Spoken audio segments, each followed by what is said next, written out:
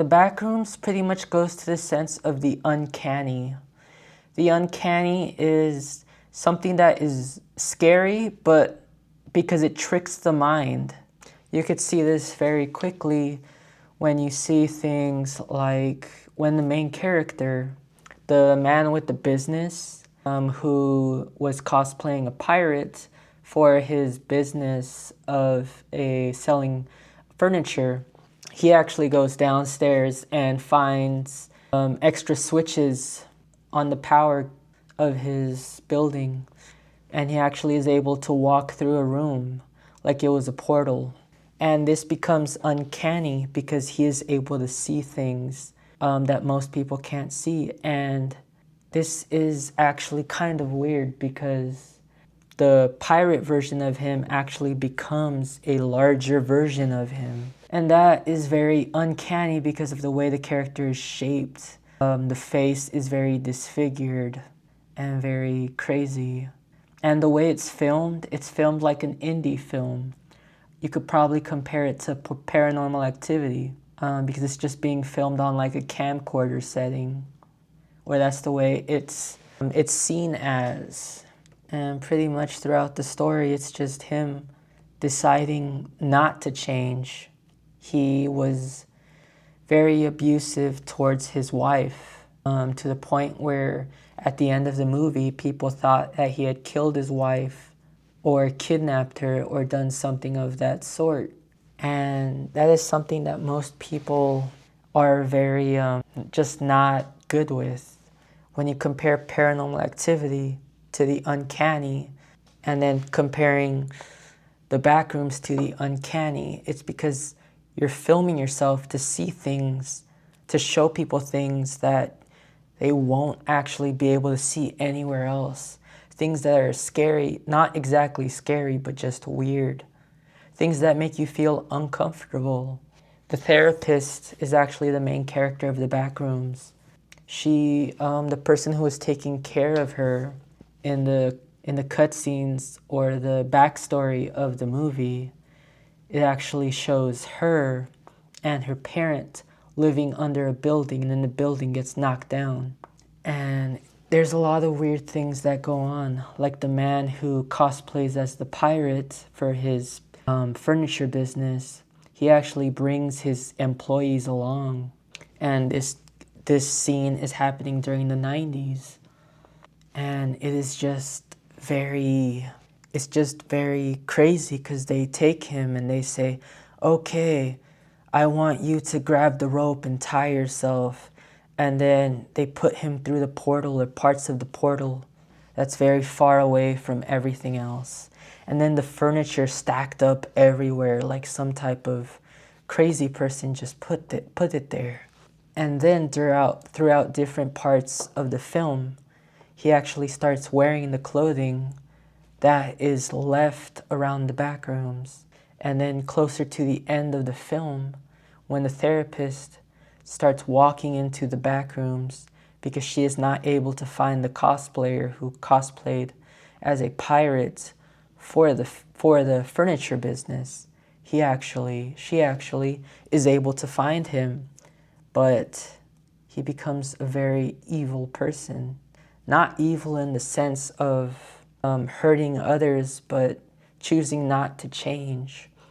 In English, there is this character that transforms into a better character, and there's this other character that stays exactly the same.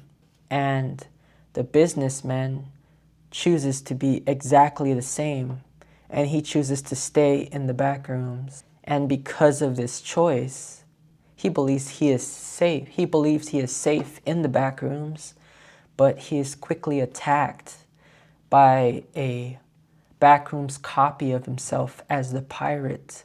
The pirate is a lot taller than him and disfigured, and the cosplayer was actually eating copies of other people. What the pirate copy did is he ate the original cosplayer.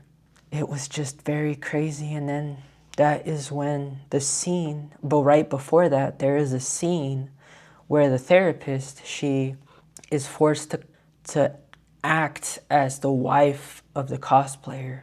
she just doesn't like it. And it goes back to the beginning of the movie in the scene where she asks him to act out as he did when he was talking to his wife. It upset him when they were cosplaying when they were acting the first time. It upset him a lot. This takes you on to the scene in the future where instead of the therapist having the power, the cosplayer has the power inside the back rooms where he feels powerful. She tells him, I don't want to act anymore. And he tells her it's not a choice. And he sees a backrooms copy of his wife, and he rips off the hair of the copy of his wife and puts it on the therapist. And the therapist feels very uncomfortable. This is just a scene where everything is starting to come together. And then when she finally escapes, she escapes the giant pirate copy of the cosplayer. And she enters all of these different places, garages, and all of these different places. And then she ends up in an area where there are scientists that try to explain to her what's going on. And then as that happens, the Backrooms creates a deformed copy of her, which adds to the sense of the uncanny. And then that's where the story ends, of the Backrooms.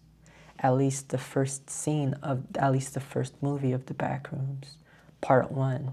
And yes, Paranormal Activity is actually another film where if you watch every film back to back, at the end, the husband who was filming the wife ends up finding out that the family of the wife is attached to a group of murderous witches, and he ends up being killed, and his daughters and his wife are taken by the witches and controlled.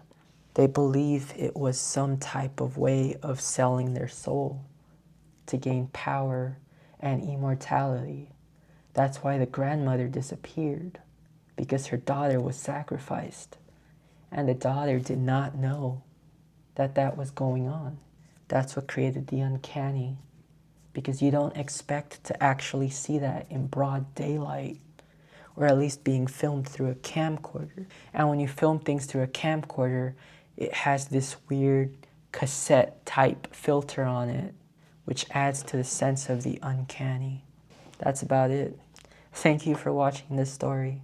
This is just something that I do as creative writing major at Cal State San Bernardino for different classes. This was actually for my midterm for English 3750. I met some very kind people in that class. Pretty much MLA format, just like everything else. I did pretty well.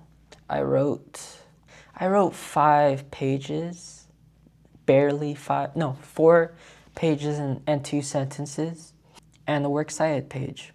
MLA format, there you go. Peace.